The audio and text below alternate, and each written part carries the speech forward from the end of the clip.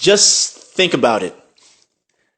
We have more resources, more technology, more means of communication, more means of fundraising, more ways to reach out to others, to be more connected, more knowledge at our disposal than any time in the history of mankind. And yet, we feel helpless. We believe that we can do nothing to change our lot, that our ability to progress is dependent upon things outside of us. We have come to believe that the individual is not capable of changing things, that fate is somehow itched, and it is not great men and women who move the mark. All right, it bears saying that we should investigate this matter. In this age, does the individual account for nothing? No, the individual has never been more powerful than any time in human history. Power to the people used to be a chant, something we claimed because it sounded right. We believed it at one time and heard the echo of its force resound in the halls of government. In those times, we were without the means we have today, but we were more zealous. What was the secret to that zeal that made men and women march in the face of the threat of guns, fire hoses, and attack dogs?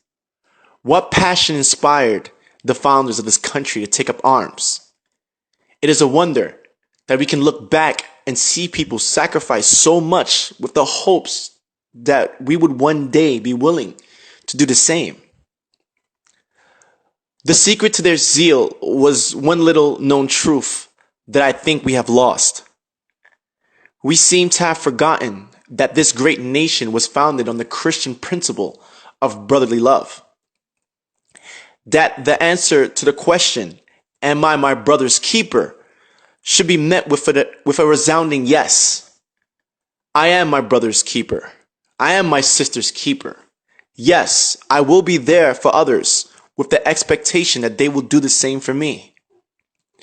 We seem shaken in our faith in our fellow man, but there have always been sparks and glimmers of the same principle that is the bedrock of this nation. I know that if tragedy were to strike, we would be there for one another. I know that if my house burned down or if I fell ill, my neighbors would be there for me. If you doubt this, just go to GoFundMe.com and see the countless Americans that are being shown demonstrations of brotherly and neighborly love. Yes, I am my brother's keeper. The only thing that I have to say is that we should not wait for tragedy to strike to be charitable, to be there for one another. No, we should practice that charity that unites us in dark times at all times. When I say to the Scranton people to unite, the principle that should bind them should be one of love.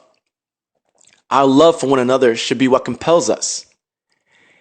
It is love that brought us this far, and I'm persuaded that it is love that will bring us even further.